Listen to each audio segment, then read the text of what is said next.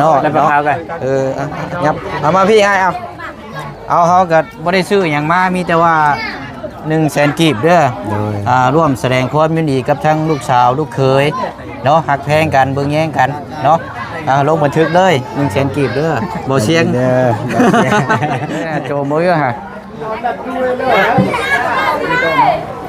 ต้นครับ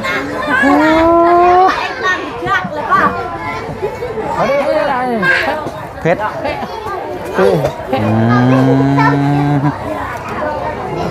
เดี๋ยวที่เด็ดได้เนาะจิ้มมันจิ้วชิพูดเนาะ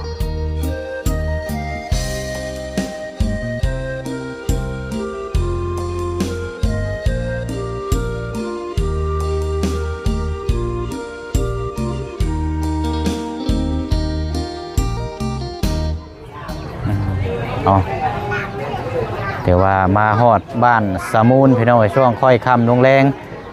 จบจากเขตของทางน้องอ่อนเนาะเข้าไปปู๊ตาจนแข็งพี่น้องเนาะแข็งยังบ่พอกี่พุ่นถนนหนทางมันไกลเนาะพี่น้องเนาะบัดนี้ก็หลังจากทางนั่นก็มาต่อกันพี่บัดนี้พี่น้องเขตของทางลานน้องแช่เนาะหรือว่าทางน้องวายแล้วก็ทางพ่อน้องหลานน้อยนี่แหละเนาะที่เฮาฮู้จักคุ้นเคยกันดีถือว่ามื้อก็เป็นมื้อดีมื้องามทางลูกชายเราเนาะมาเอาเมียอยู่บ้านสมูลพี่น้องเอ้ยผูกคอต่อแขนมาจัดงานอยู่หม่องเดียวกันเลยเนาะผู้คนกับผู้เนาะทางน้องๆเพิ่นมาซอยเวียกซอยงานก็ถือว่าหลายเนาะเอามาชมบรรยากาศเบิ่งน้ำกันเนาะพี่น้องเนาะช่วงค่อยค่ำลงแรงผูกคอต่อแขนเนาะผูกคอต่อแขนแล้วก็มีครอบมีครัวแล้วก็บ่ฮู้ว่านี่พี่น้องเนาะเรื่องราวว่าสิเป็นมาจังใดก็ยกตัวอย่างก็คือทางน้องอ่อนนี่แหละพี่น้องเนาะมื้อนี้ก็สุดๆเลยพี่น้องเนาะเอาจังไดก็ฝากทางพ่อแม่พี่น้องแล้วก็ทาง FC เป็นกำลังใจทางน้องเนาะผ่านพ้นไปด้วยดีนะพี่น้องเนาะ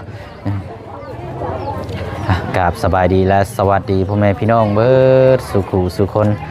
พบเจอกันอีกคือเก่าคือเดิมพี่น้องเนาะมาอยู่บ้านสมูลพี่น้องเนาะมาเบิ่งงานผูกคอต่อแขนน้ำพระเจ้าบ่ฮู้ว่าสิมีอย่างแน่เนาะบ่เคยเห็นจักเทื่อได้ทางหมู่เสียงกับพี่น้องเนาะเป็นมาจังใดเนาะพอดีทั้งบ่บุญสารวัตรก็นำข้าวสารอาหารแห้งมามอบให้ทางพระเจ้านี่แหละพี่น้องเนาะงานผูกคอต่อแขนอันนี้ก็ถือว่าเป็นอีกครอบครัวหนึ่งได้นี่กับพี่น้องเนาะบ้านเฮือนซ่านนี่ปู๊ดจะสิล่มมื้อใดเนาะแม่ลูก7เพิ่นห้องพี่น้องเนาะแต่ว่าเรื่องที่ดินที่ทางนี่ทางบ่บุญสารวัตรนี่น่าจะซื้อให้ก่อนหน้าเนาะซื้อให้เรียบร้อยแล้วพี่น้องเนาะแต่ว่าบ้านเฮือนซ่านนี่ก็มีความสืบต่อก็เลยหยุดสงัดไว้เนาะพี่น้องเนาะเดี๋ยวเข้าไปเบิ่งชมบรรยากาศน้ำกันเนาะพวกเราในงานพี่น้องผู้คนบางหลายเนาะเขาก็บ่ได้ซื้ออย่างมาจำได้พี่น้องเนาะมาถ่ายทำอัปเดตเบิ่งบรรยากาศเนาะโอ้โหโต๊ะเต็มเนาะ1 2 3โอ้พี่น้องเนาะนี่น่าจะอยู่ในช่วงเพิ่นกินข้าวกินน้ำวันนี้เนาะโอ้คุณเนาะเอาสบายดีเด้อจัดเต็มอยู่เลยนี่เนาะเบิ่งเขาถามแม่จังน้อยเนาะอันน่ะเริ่มจังโมงก่อนมื้อน่ะ9 โมงเช้าบ่ถือว่าเอาเข้าไปไว้พุ่นล่ะถือว่าทางไทยเจ้าบ่าวกับมาจัดอยู่พี่เด้อเนาะโดยเอาเนาะกะเกี่ยมซอยกันเนาะได้ยังด่านใดเฮ็ดอยู่เฮ็ดกินให้ทั้งพี่น้องที่เพิ่นมาร่วมงานนำมีหยังไดมีแต่หมูนั่นแหละมีแต่หมูบ่มื้อนี้มื้อก็มีงัวมื้อเอางัวเนาะทางเคยเอามาแบะเรามาหมดแล้วงัวนี่ทั้งเคยมามอบให้เนาะบ่แรงนี่มีครบงันอยู่บ่นี่มีตู้มีหยังอยู่บ่มีตู้น้อยๆอะไรตู้น้อยเนาะดีแล้วพอบ่เงียบบ่เหงาเนาะเพราะว่าคือฮู้กันแล้วสมัยนี้เพิ่นก็มักม่วนมักซื่นพอได้เปิดทำลำเพลงพอได้ม่วนได้ซื่นเนาะครบงานนำกันเนาะทั้งรองจะได้สมาอยู่พี่พ่อมาอยู่เฮือนอยู่เทิงพุ่นบ่โอ้ยอย่างพ่อแหละนี่เนาะมื้อนี้กับมื้อก็อีกเบิดมื้อนี่เนาะหมดมื้อ โดยอันนั้นพาเฮาไปเบิ่งแน่น่ะเพิ่นจดเห็นยังอันนั้นเบิ่งไปให้นั่น อันนี้จะไปจุดหมูที่ซอย ฮะ หมูซอยไปเรียกแต่เฮือนหนึงเท่าใด โดยโอ้อันน่ะจดแบบว่าคือครอบครัวอะไรมาซอยก็จดไว้ดูสิบ่โอ้เห็นคักเห็นแน่นี่เนาะอ๋อนี่เด้พี่น้องเอ้ยเบิ่งเด้อโทษเด้อเฮาขอเบิ่งนะอันนี้เพิ่นซอย50,000ซื้อนั่นซื้อนี่เนาะโอ้ ทางเฮาก็ตอบแทนผู้ละป้อง มาซอยเพิ่นเอาตัวนี้ให้เนาะ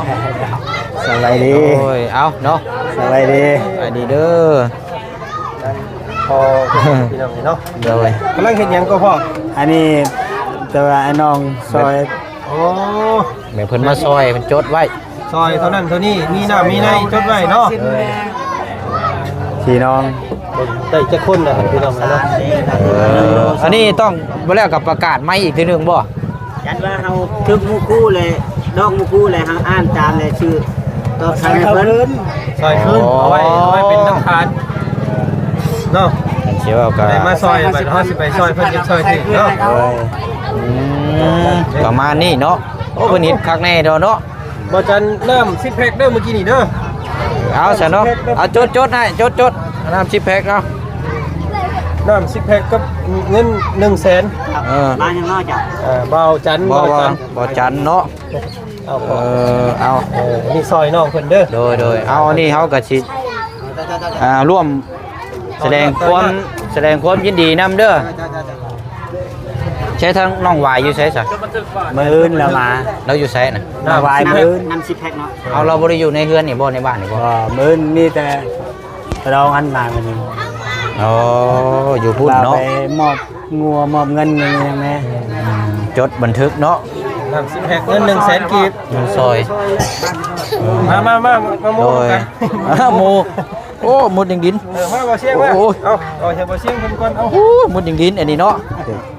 โมทนาบ่ อะไรเจอมันดีใจจัง เนาะ แล้วไปพากัน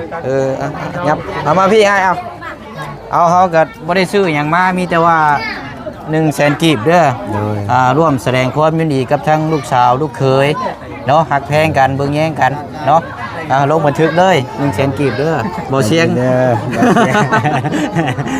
ให้ยืดีไปแฮงกันแล้ว เลย ดูทุกคน ใช้ เรียบร้อยเนาะ ใช้ลงนะบ่ กำลังจดอยู่พี่น้องเอ้ย ว้าว ไปอยู่ห้องก็ได้ บ่เสียงเนาะโอเคเอา เฮาจดเข้าแล้วบ่ ยังอยู่บ่บุญสารวัตรมีเด้อบ่ มาบุญสารวัตรเข่า100 กิโล มาบุญเอาสองกระสอบเนาะ ให้2กระสอบจากเมมุยเด้อเมมุย จดอยู่นี่แหละ แม่มือได้บ่ เนาะคักได้เนาะแบบนี้เนาะ เวลาเฮาสิไปซอยเพิ่นก็เฮาเบิ่งตามเพิ่นซอยเฮาว่าซั่นครับ แม่นแล้ว 100 โล 100 โล 3 อันนี้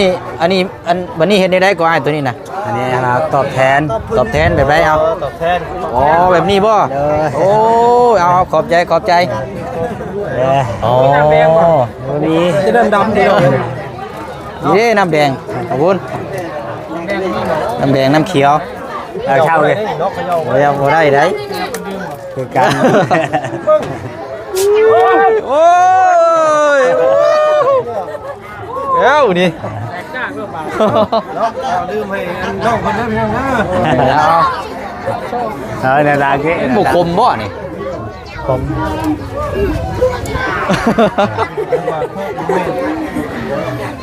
ผักแฟ กินคือกาแฟบ่อาจารย์ มากระแค่ใช้ปะนี่เฮา พอแล้วรอชมงานพอแล้วเนาะ นั่งทั้งคนแล้ว คนแรกผมยก กินข้าวกินน้ำเนาะ ป้าพวกลูกรอเบิ่งเลย ไปอ้ายไปพอแล้วรอชมบรรยากาศเบิ่งอันนี้ทาง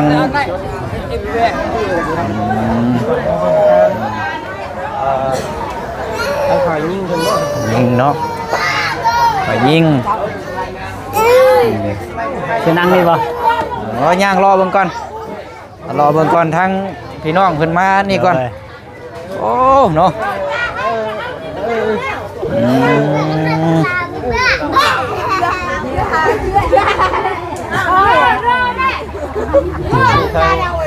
เพื่อนเจ้าสาวเพิ่นนึงนี่เนาะ มันยังอันนี้ก็ปิดหน้าปิดตาแล้วบัดนี้ เพิ่นกันดีกว่า ทั้งที่คอยมานี่มากินข้าวเด้อเนาะเราบ่ยังอายบาดนี่ บ่หยอกเลยบ่หยอกเด้อเอา กินกันยังก็มียังกินมัน ได้หยังน้อ นี่ประเดี๋ยวขึ้นมา1ของน้ำซอยเนาะก็ต้องเพิ่มเพิ่มร่างก่อน เพิ่มกำลัง มาใหญ่มาพี่ใหญ่มาพี่ แม่ครัวนะนี่เนาะ แม่ครัว แม่ครัวยั่วใจบ่โอ้คือแบบนี้โดย เพิ่นกินข้าวแล้วบ่เห็นฮอดทางเข้าพี่น้องเอ้ยเนาะเต็มอยู่มุ้ยฮอดมุงเข้าเลย นึ่งแล้วนึ่งแต่ก็ไปตะเวนนั่นนึ่ง มื้อแรงเบิดคืนมื้อแรงอีกเนาะ หมดคืนได้นึ่งข้าวซอย โอ้เอา มื้ออื่นจักโมงก่อนมื้ออื่น คืนน่ะได้กันไป มัน9โมง10โมงเนาะ ประมาณนี้แหละเนาะโอเคเนาะเนาะน้องเขาน้ำซ้ำปลากามาน้อยเนาะ เลย ใช้ในอยู่ในกินไว้เทิงพุ่นบ่อน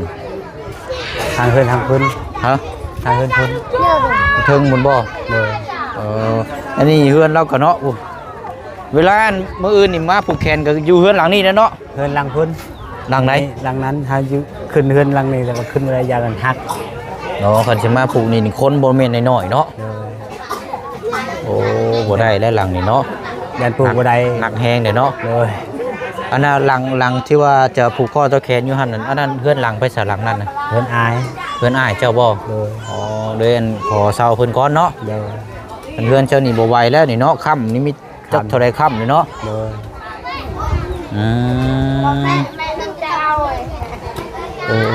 เอารอบแรกนี่กินอันเลี้ยงเนาะกับข้าวกับน้ำเป็นหมูเนาะ เลย อันนี้หม้อยังใช้นี่นะหม้อต้มยัง ต้มน้ ใช่โอ้ ำ น้ ชา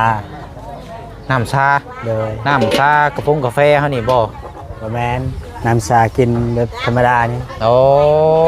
ครับตอนทางกระดอง โดยน้ำต้มชาเนาะ เลย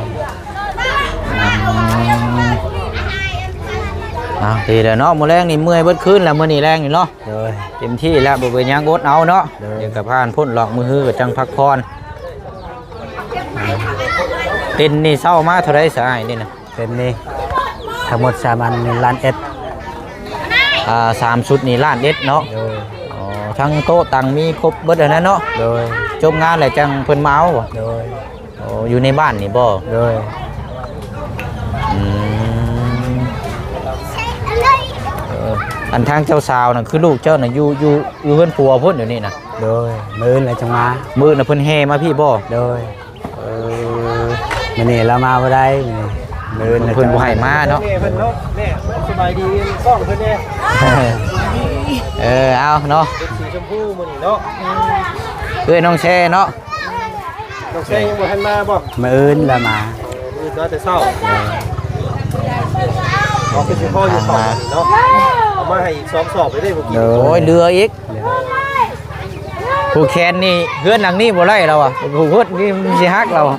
ขึ้นเพื่อนอย่างนี้บ่ได้ บ่ได้ เอาเข้าไปพี่ขึ้นพี่ไปพี่บ่ ขึ้นนี่ก็ได้เขาให้จะพูด เดี๋ยวขึ้นจะได้แหลกโอ้ตก โอ้ฮักแพงอีกแล้วเนาะ เลย ยานมันหัก เป็นหยังเนาะอันนั้นโดนดังเต้นเอาเนาะ เลย แต่ว่าเจ้าสาวบ่เห็นเจ้าสาวยังบ่มาบ่ มื้ออื่นเรามา มื้ออื่นแห่มาบ่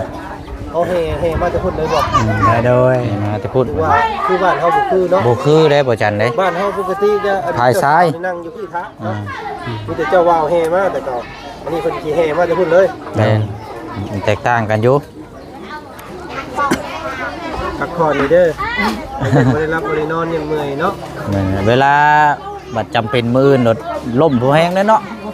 ยืนข้างๆพี่ก็ได้ครอบครัวเราเนาะมีลูกนํกันน่ะ7คนใช่บ่เจ้าน่ะอ้าย โดย มีแต่ผู้หญิงทำได้ส่วนหลาย มีแต่ผู้หญิง ชาย เนาะ คนหนึง ลูกชายคนหนึงเนาะ โดย แล้วก็พอลงมาอีกก็สิเป็นน้องว้ายน้องว้ายเนาะ ได้ใจคือเหี้ยวได้ใจคือ มันแต่ลูกเคยได้เราพี่น้องเอ้ยเนาะ เอาเบิ่งเนาะ อ๋อเอานี่เข้าไปเมื่อกี้นี่ ฮะ ไว้ยิงเลิศไง เวียดบ่ หวาน ของเวียด ของเวียด ของเวียดมันบ่คือน้ำจากไทย ส่วนกาแฟที่เรา น้ำหวาน เอาเข้าให้เองแต่ว่าบ่ไหวบ่มีเงิน ค่าดองเท่าไรก็ค่าดองลูกสาวนะ ชาว2 ล้านแต่ว่าเราให้แต่12 ล้าน 10 ล้าน 10 ล้าน ทางอยู่10 ล้านเนาะมีอย่างแน่มีเงิน มีแต่เงินนั่นแหละกับงัว ไปโชว์ ไก่ แบะหมู ทุก น้อยอะไร ย้อนจับอยู่กระซองตู้ เป้2ตัวงัวตัวหนึง ทุก แบะตัวหนึ่งหันตัวดำหันกะเฮาหักตอนทางลูกเคยมาแห่มามื้ออื่น แมลงงั้นแมลงเนาะขึ้นแมลงเนาะแต่ว่าตรงนี้ตู้เนาะ บ่มีเอาแต่ตู้นั่น จ้างตู้เงียบเหงาเลยนิดนึงสมฐานะครอบครัวเนาะเขาสิดื่มหลายๆกับบุรีตัวนั้นกัน มาเบิ่งเจ้าของรถโน้บ่ได้เด้อเนาะนักเฮา ม่วนมู่ม่วนกับตัวเองตายก็บ่ได้เด้ ก็เป็น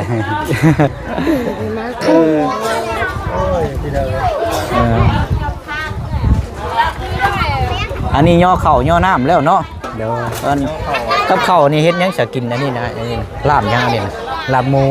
ลาบหมูบ่ หมูน้อยหมูคือเพิ่นจำฮีดนะสะบึงเนาะ เออ อันนี้ขอที่หมูเนาะ เดี๋ยว บ่ได้เลยยอมเลย มันหวานโพดเนาะ มันหวานเนี่ยมันบ่อยากซ่าปานใดโอ้เอาเนาะฟังเบิ่งคันมาทันมื้อเช้าเนาะ ขึ้นแล้วเฮาก็ ใส่แวะเอาไว้เลย น้องเบิ่ง มาเป็นบรรยากาศเนาะ แห่ใส่แห่เพิ่นสิเป็นได้ใดเนาะ เดี๋ยว นี่ก็มาซอยซำนี้เลยเฮาก็ ขอบใจ น้ำ10แพ็คเนาะบ่ได้ย่อเฉพาะอันแขกผู้รับผู้ใหญ่เพิ่นเนาะบ่อายเพิ่นก็ย่อ รายกันเนาะ ผู้ใหญ่ตอนทำทางฝ่ายซ้ายเพิ่นมื้ออื่นเป็นเพียงพออยู่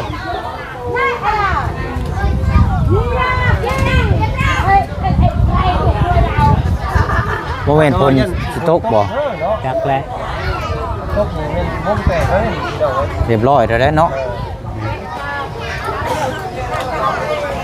เป็นแบบเรียบง่ายที่เราไงเนาะผมมีอย่างมากมายงานแต่งบ้านสมุนเนาะภาษาห้องกับเลาะบนไปพุ่นเดี๋ยวหาข้าวกินน้ำได้ห้องกันเนาะ ห้องก็คือห้องเลยเด้นี่เนาะตั้งแต่เที่ยงบ่ได้เฮาก็เนาะ กินข้าวอยู่นี่ก่อน เอาต้นครับทั้งอื่นโนดบ่เป็นอย่างอื่นเนาะสิ แม่นเบิ่งคนก็ได้ ตอนรับทางแขกผู้เพิ่นมานี่ก็ได้อ้าย ครับแขกพระผู้ใหญ่เพิ่นโนด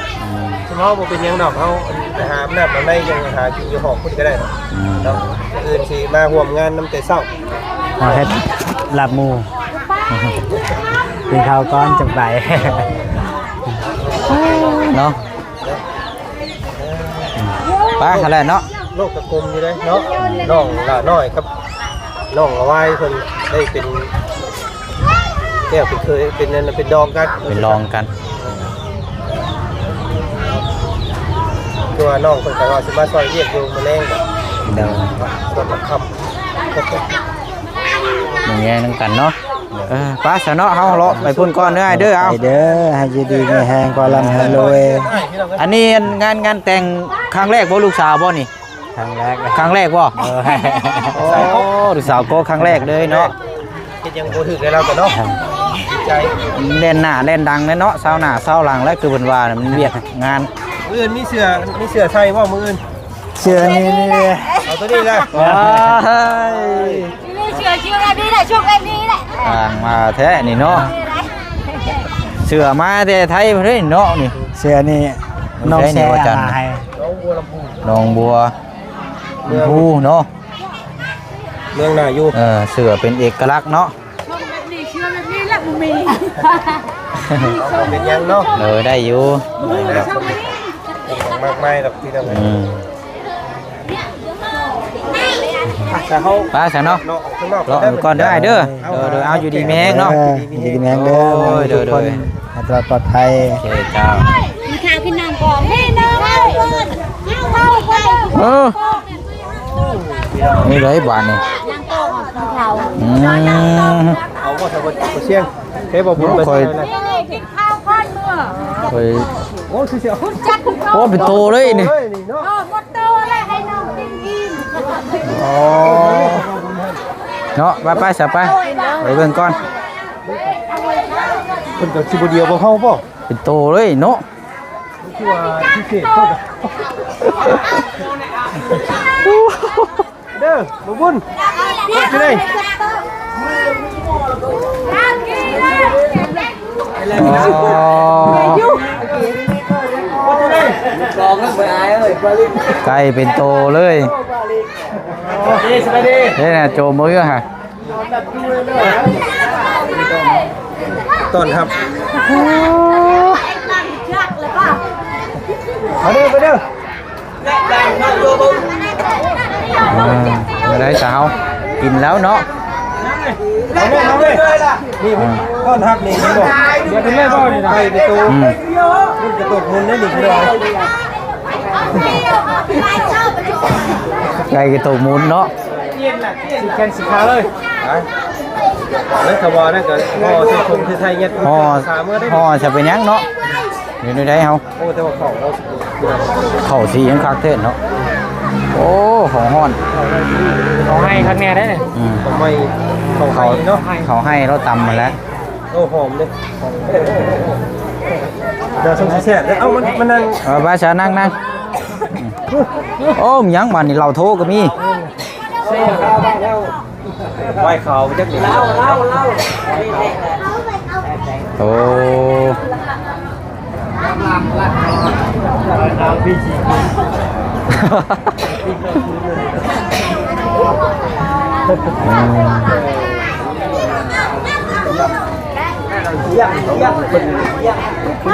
เนาะไอ้นี่เนาะเอาเดี๋ยวเบิ่งก่อนนี้นี่เนาะเอาชิกโยมมาให้แล้วก็ฉีกรถได้ โตไปนี่เลยนี่เคยก็กล้าบันไดได้พี่น้องเลย อันนี้พอเป็นโตเนาะขาเลยไก่พันธุ์บ่คือไก่ล้านเนาะ ไก่พัน ไก่พันธุ์เนาะ ให้อะไร เพชร